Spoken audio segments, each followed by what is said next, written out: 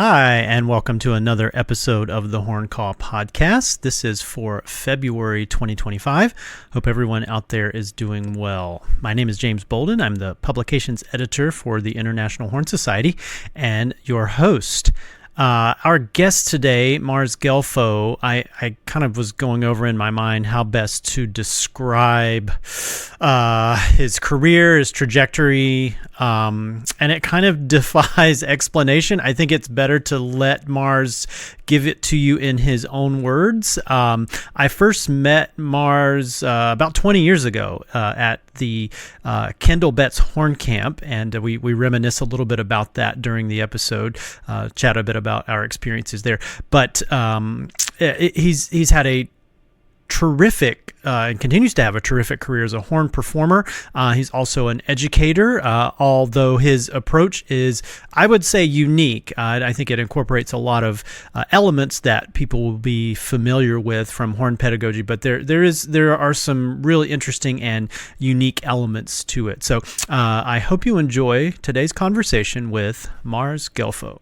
Oh, almost forgot. Shout out to Brian KM for the awesome transition and outro music. Thanks again, Brian.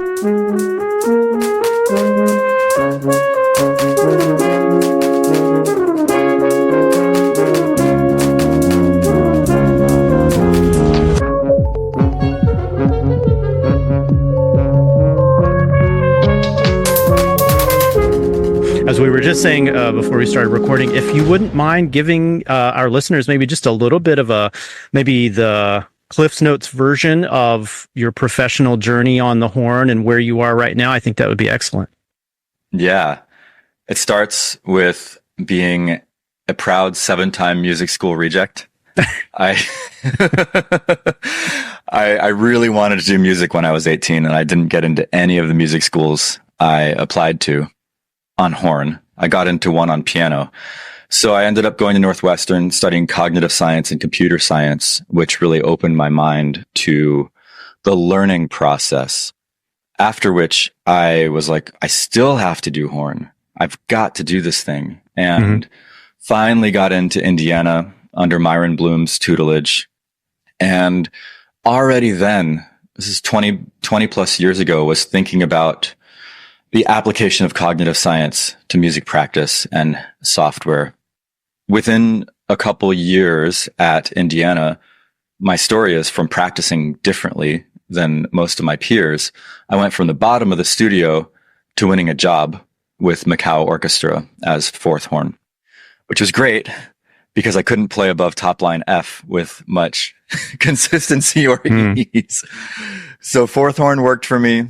I was extremely motivated. I'd never really gotten to play an orchestra before Indiana. I grew up in a small town, so playing in an orchestra was a total dream come true. And Macau did not play that much, surprisingly. It was almost like a retirement kind of gig.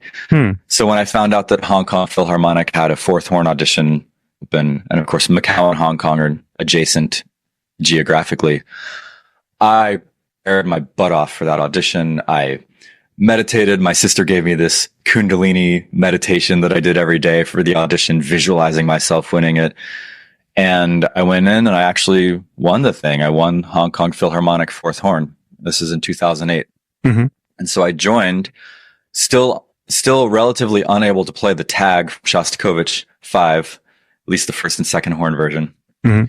And stayed in the Hong Kong Phil for 7-ish years, playing under Edo Duarte, Jaap van Zweden, and really being inspired by a number of colleagues, while at the same time facing great challenges around performance anxiety, hesitation, and the high range stuff. So that galvanized me to continue going around the world, taking lessons with Alexander technique teachers, vocalists, brass players of all backgrounds, as well as doing inner work around personal development, belief systems, even shamanic traditions, energy traditions, yoga, etc., healing work. That led me to one of my greatest professional failures of my life, the way that it appeared at that time, which was being runner-up for the LA Philharmonic second horn position in 2012. And it shattered me to be so close. So I did a when I picked up the pieces, it reoriented my career in dedication of wellness. By 2014, I quit the Hong Kong Phil and started playing as a long-term sub with San Francisco Symphony and just all over the section as a utility horn, and was also playing in the Florida Grand Opera. I went to Bard for a year and studied there and got into Caruso, realized I needed to change my embouchure if I was going to continue having a career that would last another 20, 30 years. And was like, dang, I don't want to change my embouchure without software, because I know that I can manage my learning so much more effectively with software. So after doing a 10-day silent meditation retreat of 10 hours a day of meditation, no speaking, 2 meals a day, I committed myself to building the software that I needed to complete this embouchure change. And I started turning down performance gigs and went through a Silicon Valley startup accelerator and eventually birthed Modacity music practice app, which is a music practice organizer, like a workout tracker for music practice that builds in ideas of interleaving, spaced repetition, deliberate practice, organization, etc. And being, of course, founder and CEO of a tech startup meant that I wasn't playing as much, but I was able to successfully use that software to change my embouchure, and actually, while still playing, even subbing with Philadelphia Orchestra. So it was quite a success for me to be able to do that.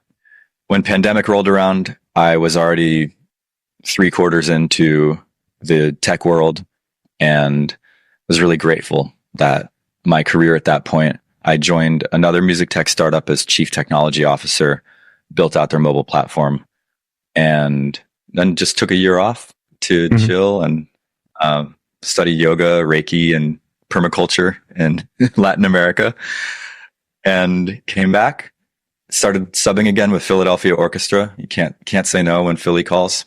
I would imagine not. Yeah. Yeah.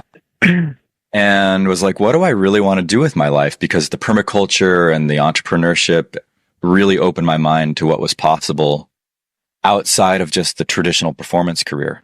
So I was sitting in a hot springs one week. I was playing with Philly up in Saratoga Springs and sat in the hot springs thinking, and I was like, oh my God, I can play high now. I'd changed my embouchure and then realized that what had actually happened was I'd changed my mindset and learned the correct mechanics, and I could play high on all of the embouchures that I'd had up until that point. I had 4 different embouchures in my life, 4 or 5 different embouchures. Interesting. Which could not play high. And then I went back and tried them, and I was like, wait, I can play high on all of them now. What is going on? That was the spark. And I was like, there's some magic here.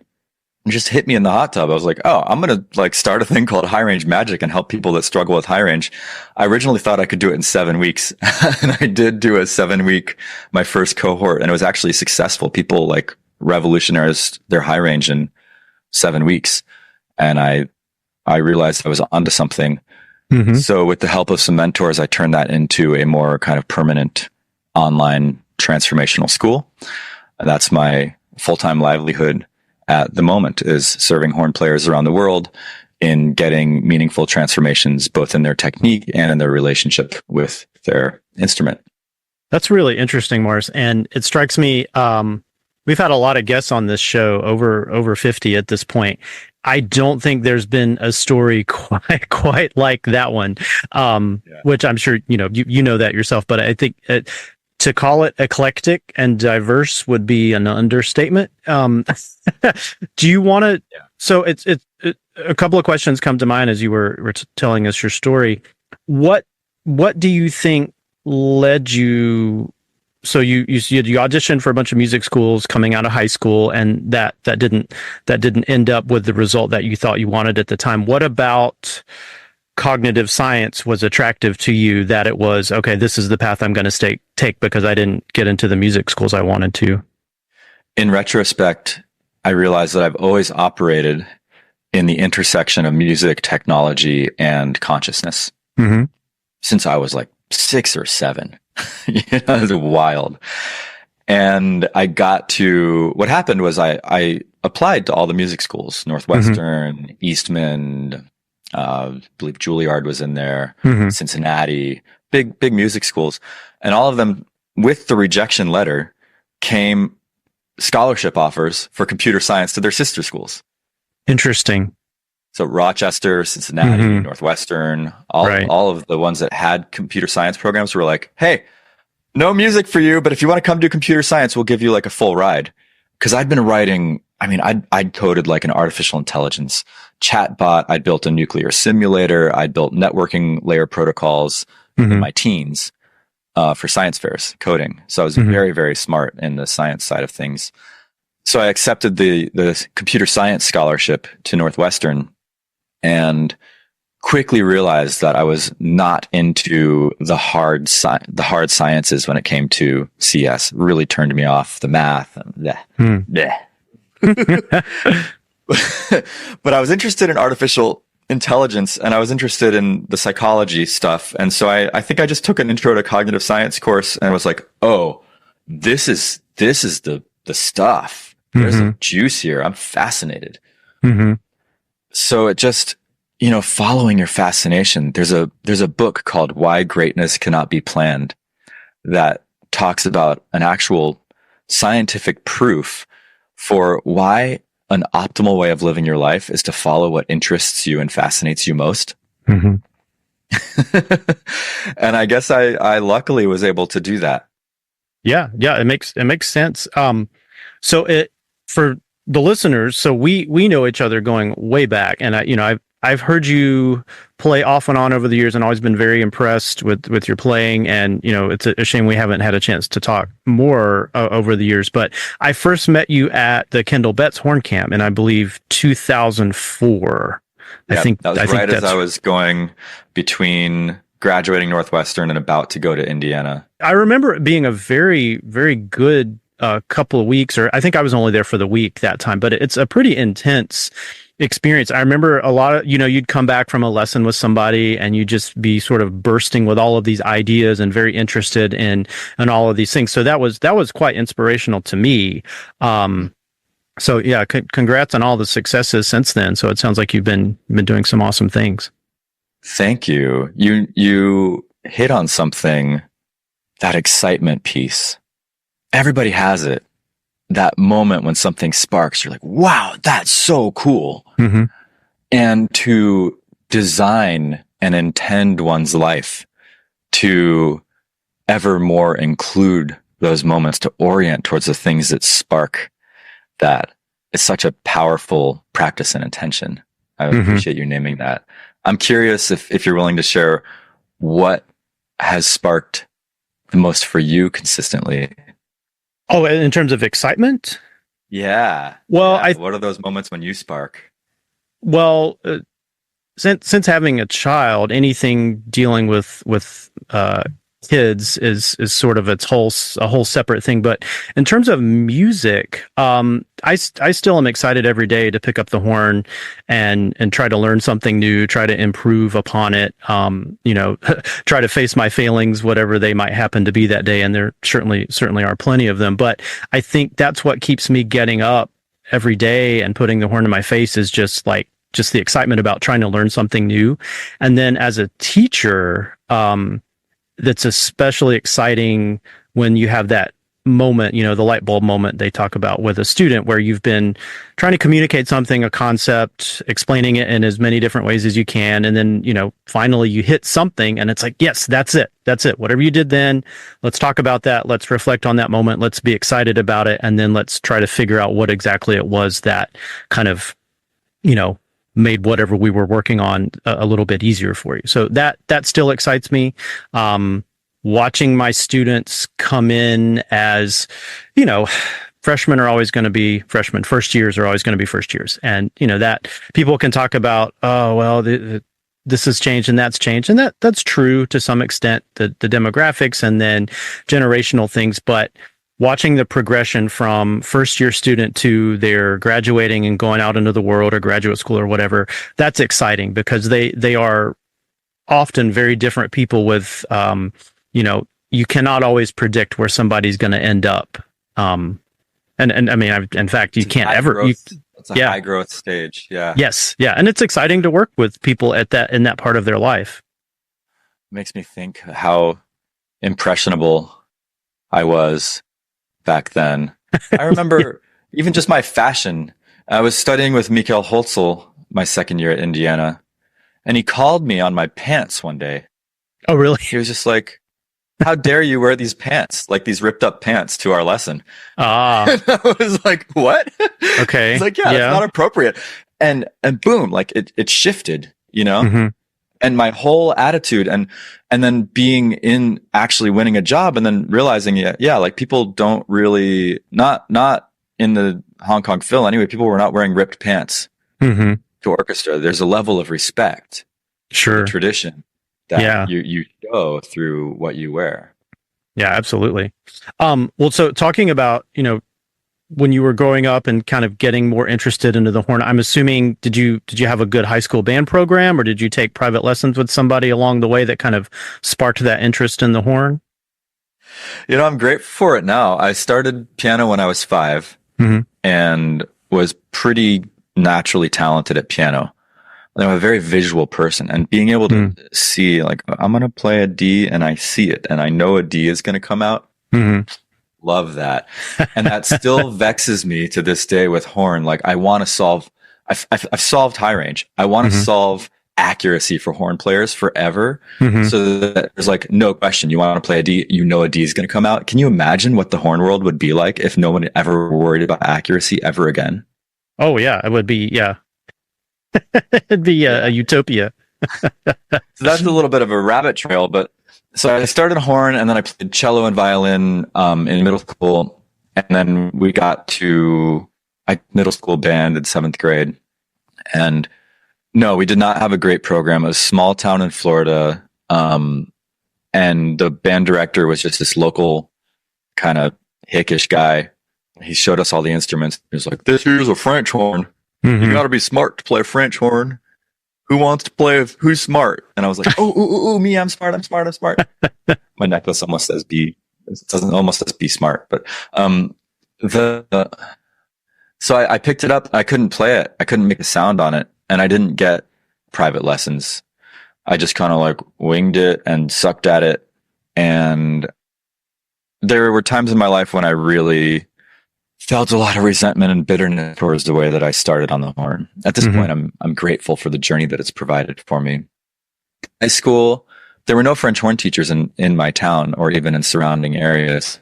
So I drove 45 minutes every couple of weeks to take lessons with a trumpet player who lived in a trailer. It was a good, pretty good teacher for what it was worth. But right. Yeah, I didn't really have a horn teacher until my 3rd or 4th year of Northwestern, when I got serious about trying to get into music school. That's interesting. Were there like recordings that you listened to of horn players, or any particular, people that you sort of were like, oh, if I could sound like that person, or if I could have a career like that person? Yeah, it's funny. I didn't think about careers because I didn't really know. I wish I'd thought about, say, Alan Civil, for example, or known about Arcady Schokloper, but I didn't know about him. What I did know was that maybe my mom gave me this CD called Screamers with John Terminaro. Oh yeah. It's got the Scream picture on the front. Yeah, the Scream picture, and he just plays all these things that go up ridiculously high. And I wore that CD out. Listening to, in particular, the Haydn Divertimento a Tre and the Evening Voluntaries freaked me out. Like that alien music, man. And it's weird. It's like one of my favorite pieces, Voluntaries, but it's got a high G above high C. Yep. Is that the William Kraft, I think? Yep.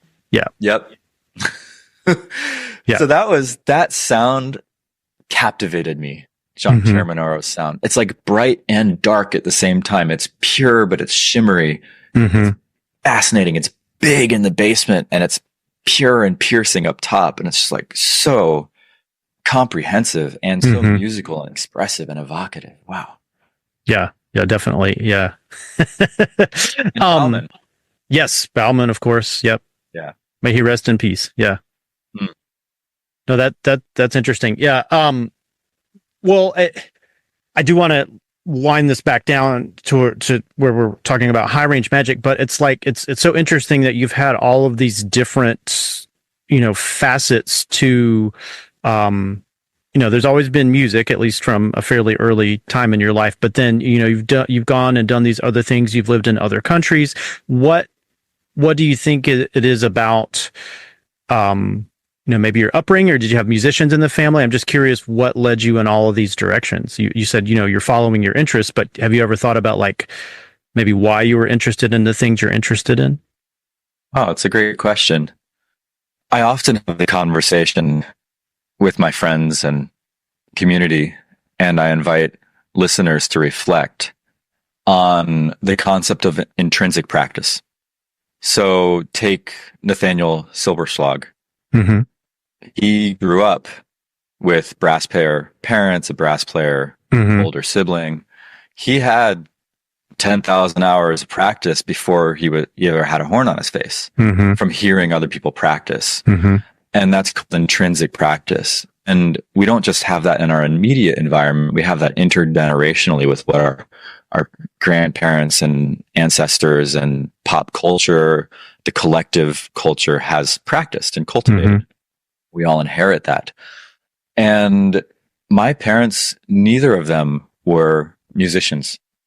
And when I've reflected on what I actually got from my parents, my dad was this kooky craftsman, kooky visual craftsman. He could paint, sculpt, build stuff, do whatever. Very high standards, very aesthetic, but very out there. Kind of like, I don't know if he ever did psychedelics, but he very much could have been a psychedelic person. Mm-hmm. And he gave me this standard of excellence in craft that had its shadow side of perfectionism and shame and never feeling good enough. And also the shining of pursuing a very high standard of integrity to the art and integrity to oneself. Mm-hmm. On my mom's side, she loved music and expressive arts, not a musician. She was a nurturer.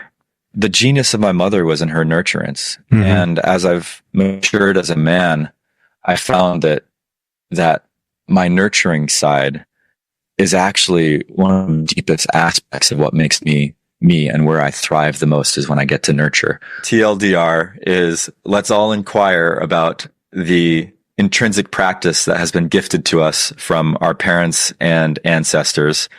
Mine was nurturance from my mother's side, Mm-hmm. and excellent craftsmanship from my father's side. Yeah. Yeah. And you mentioned this part wasn't garbled at all. You mentioned, the perfectionism part of it. And that, I think that's something that is, any serious horn player has to deal with that. The concept of when is good enough, is good enough not. It's an interesting thing. How do you balance that, that need to have it perfect, but then ultimately realizing that we are humans, we're not machines, we're flawed. We just are, we're biological. So that something is never going to be perfect. Oh, it's a great question. First, I want to push on the assumption that every great horn player struggles with that, because I actually believe that some of the greatest, such as Radek, he seems so chill Mm-hmm. about things. I don't think he struggles with perfectionism. And I think that's part of what allowed him to excel the way that he excels and to emote and communicate, is there's not that Mm-hmm. rigidity around the channel. Mm-hmm. It's worse. I think it's the worst in America, and reflective of collective trauma in the American system around individual excellence and setting oneself apart and blah, blah, blah, blah, blah, blah, blah. I'm not going to go into that. As far as how I deal with that as someone who has inherited that in my cultural systems, I first learned this from Andrew Bain in his warm-up. And he said it so simply. He said, I don't worry about what comes out of the horn. I worry about what I put into the horn. Mm-hmm. Focus on the ingredients. And that's under our control always. Mm-hmm. I think a lot about what does it mean to be in perfect integrity with what I'm putting into the instrument. Mm-hmm. My emotional state, where my mind is at, as well as the physical ingredients of horn playing. Mm-hmm. If I'm in perfect integrity with myself and a note comes out that sounds sour or whatever, or I botch something, Mm-hmm. it's far less painful than when I'm succumbing to fear or monkey mind. And then, yeah, of course I miss a note. And that's like a double insult to the Right. Of course, that still happens. That still happens to all of us. And I think that's kind of the fun of horn playing. It's like, dang it. I got, 9/10 of the way through that phrase. Yeah. Yeah. Mm-hmm. No, that's so true. And I mean, I think we've all had that realization that the harder you try to not miss notes, the easier it is to miss them. I mean, it's really, that's how it often works. That's the ultimate paradox of horn playing. And that's what I love about horn playing, is that it's a microcosm. The deeper you go into horn playing, the it's like this sort of microcosm. The narrower you go into it, the broader around universal life mastery you get, and into these paradoxes that can't be solved with the mind. And then that requires expanding beyond the mind. Mm-hmm. Yeah. Well, so, okay. I'm going to ask you to do the impossible, because, you talked about the development of this high range magic. I guess a system, would that be an accurate description of it? A system or an approach? Yeah. Or so how would you sum it up, I guess, is like, if you were giving the elevator pitch to someone about this system, what do you think distinguishes it from pedagogues who've come before that have offered advice and exercises and things on the high range? And, how is it like that? And, in what ways do you feel like it breaks new ground? That's a great question. I'm going to give the true elevator pitch version. Then I'm going to give it my best shot. Sure. Yeah. And then I can give like the 2 or 3 minute version if you want to get into some bullet points, and I can offer actual actionable practices for folks that are listening. So we're getting in the elevator. We're going to the 34th floor, fortunately. So I have a little bit of time, maybe a minute or so. The problem with high range pedagogy to this point is that it doesn't address the whole person. And until you resolve the imprints of shame, frustration, discouragement, and tension that get associated with playing in certain amount of ranges, no amount of even correct mechanical training is going to fix someone's high range and the confidence and self-concept that are associated with different ranges of the horn. Mm-hmm. Beyond that, mechanical training, trying to directly control one's anatomy whilst playing, has, since Arnold Jacobs' time, been more and more discredited as an appropriate and effective way to learn.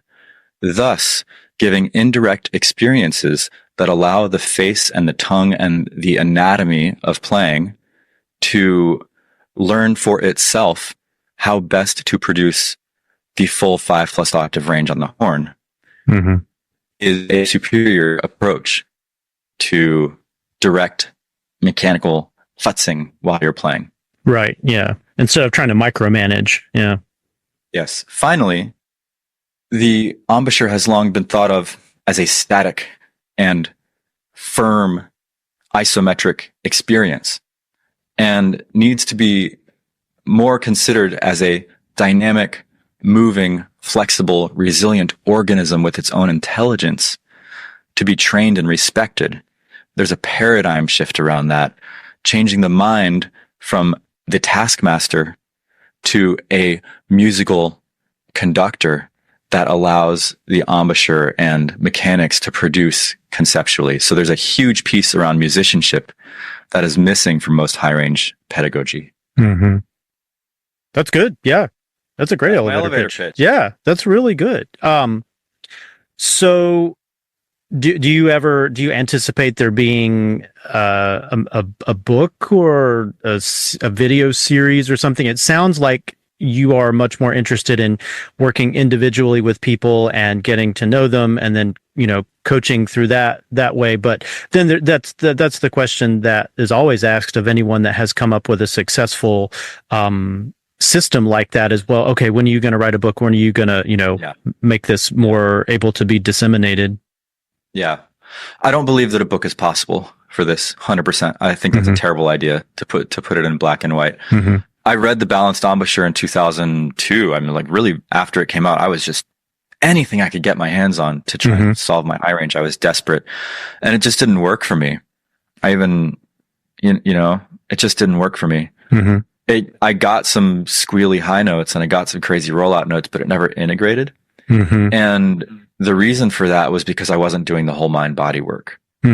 And there's a big piece around why I've structured the learning environment the way that I've structured it for high range magic, which is that it's a group, which means that you see 9, 10, 15, 20 other people addressing the same topics, succeeding, having breakthroughs,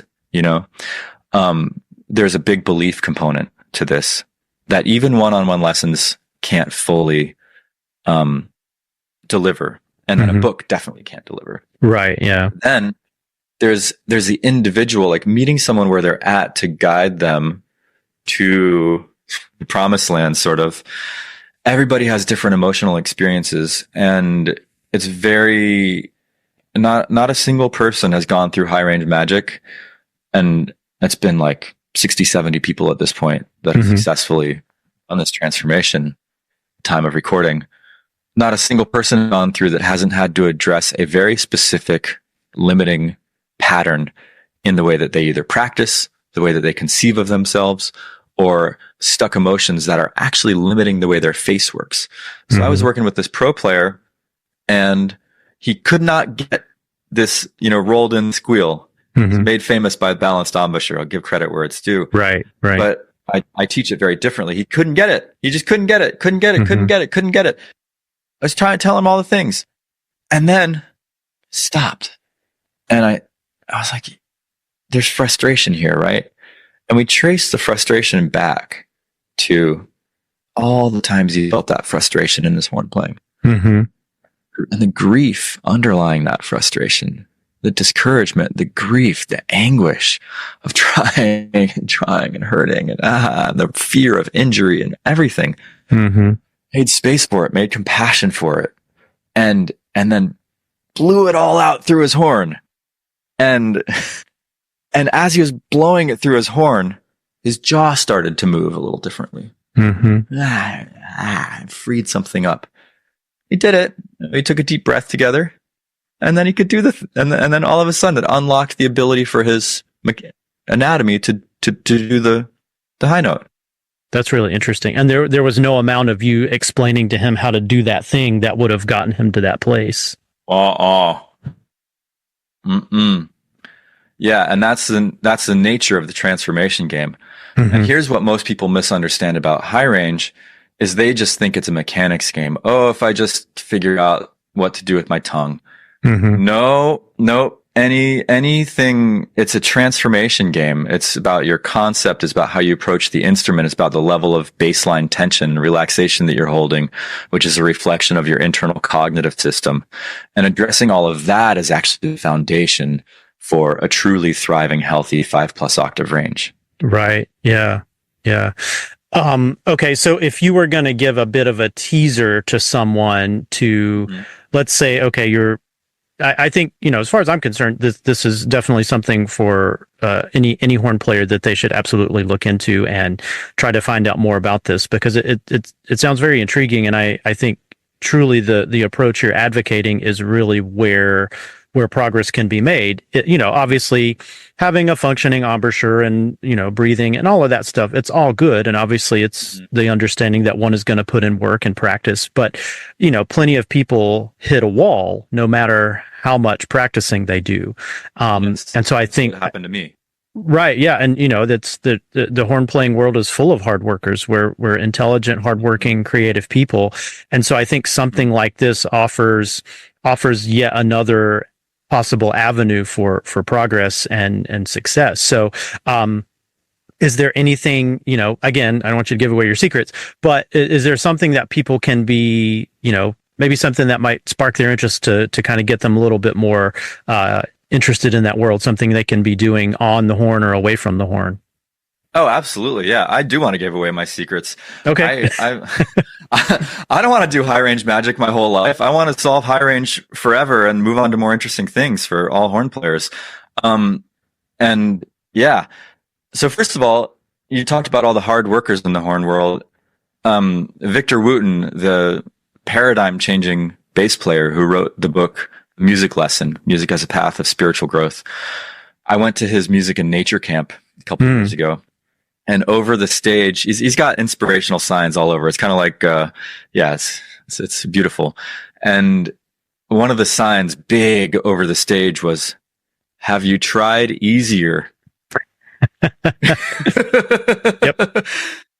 And that's number one. That's the number one actionable tip for most horn players right now, who struggle with any part of their range or anything that they're doing, is actually try easier. There's like a zone of comfort, this is a small little zone, right? And then you expand a little bit. It's the zone of like effort. Oh, we're getting hearts. And then we expand into the zone of positive stress. And then we expand into the zone of harmful stress, right? And most people are too far towards their edge when they're practicing in terms of the level of effort that they're exerting, which creates tension, with mental tension. They're in resistance to their reality. They're trying to change reality. And what we want is to be like flowing with reality and celebrating reality and coming from a place of foundational ease in our practice most of the time. So as you ascend, let's just say you're doing a simple traditional harmonic series or Brophy style ascensions, rather than trying to push it like it's a gym workout, that's not cultivating the right kind of effort. What you want is to, I think, back off the air a little bit and try easier and stay easy. May I demonstrate something on my horn? Yeah, sure. Go for it. Great. I haven't played yet today, so this is exciting. And this is going to demonstrate a couple things. So most of us, I mean, even now, I'm thinking about, oh my God, if I play a middle G, am I going to miss it? Am I going to sound bad? The spiral. Yeah. That's there. I noticed just this little activation of like vigilance and control in me that's habitual. Most horn players have that before they play any note that they're trying to play a particular note. So what I do is I'm going to wiggle my valves and I'm not going to play any particular note. I'm just going to wiggle around.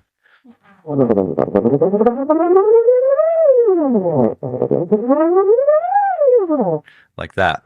And now there's zero anxiety about how I sound or what note comes out or anything like that. What I'm going to show now is you already heard me kind of doing this wave up and down. And I'm going to go to my edges like I'm doing a yoga stretch. And each time I get to that edge, I'm going to explore, do I have just a little bit more wiggle room, right? Like you might wiggle your booty a little bit when you're in downward dog and get a little bit longer hamstrings. So it's like I'm going to stay easy. I'm committed to being easy right now. Also curious about exploring my edges. You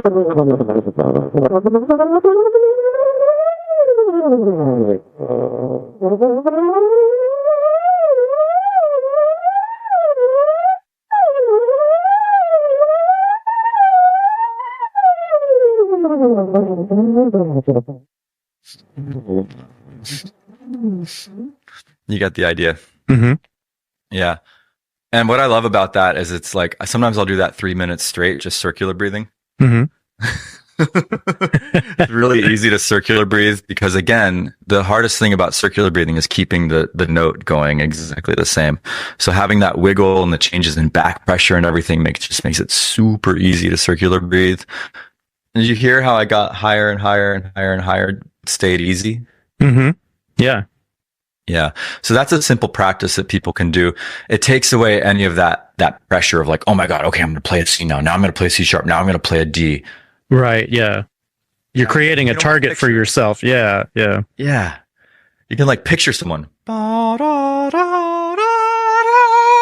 Right. It's like so different from what I just played. Right. Yeah. Yeah. No, you have to trick yourself. And that's the thing. You have to, in a good way. You're not creating an illusion in your mind, but you have to believe that this is easy, and believing that it is easy makes it easy.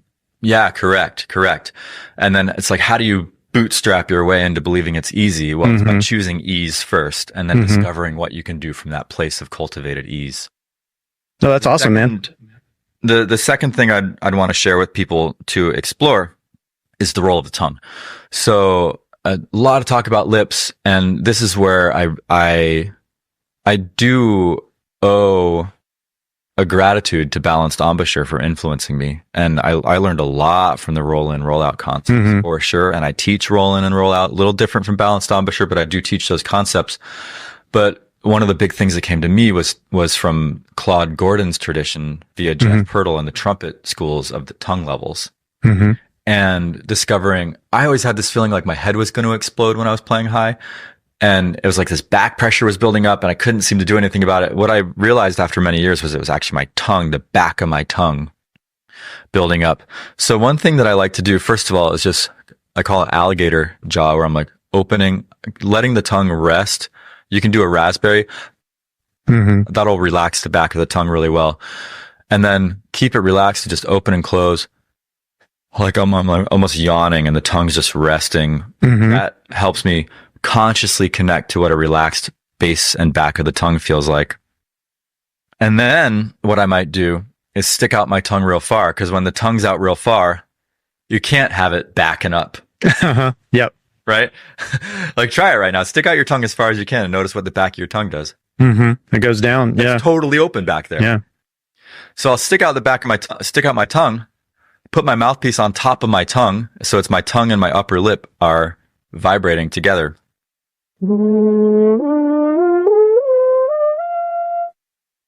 How interesting. Yeah. And play like that. And then talk like that too. It's really fun to talk like that. How did you figure that out, if you don't mind me asking? I saw some ridiculous video of someone playing the Mozart concerto on their tongue. Some Czech player or Hungarian player, and I was like, what? And I just laughed, for like 13 minutes straight. I couldn't believe he could do it. And I tried it and I couldn't play above middle C on my tongue. And I thought, that's interesting. Why can he do that? I can't do that. Sure. And then when I learned the tongue levels, I realized, I can. I can now. I can play all the way up to G above high C with my tongue out. Well, yeah, it's because I know how to move my tongue forward and up and keep the back down, and then roll in my top lip a little bit against my tongue and smush my tongue against the top lip to create a little bit more of a compressed aperture. All those factors coordinate together to create an effortless ascension. That's really interesting. Yeah, I've not heard of that or seen that technique demonstrated. That's really cool. We call it tongue setsen. That's awesome. Well, Mars, this has been an incredible conversation. I can't believe how fast the time has flown by, but this has been a great conversation, and thank you so much for spending time with me today. Absolutely. And you actually mentioned secrets. I have a presentation called The 3 Secrets of High Range, which is just available for free. It's on highrangemagic.com. Excellent. So people can find it there. Also the highrangemagic.com/apply has even more links and stuff like that you can request a consult. You can, watch the 3 Secrets video, all there. So hopefully that'll be a good place for people to jump off if they're interested in experiencing and applying these concepts a little bit more. Fantastic. I will put it in the show notes.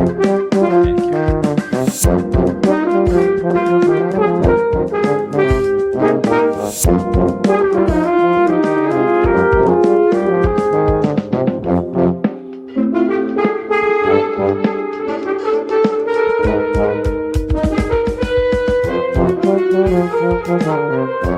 Thank you.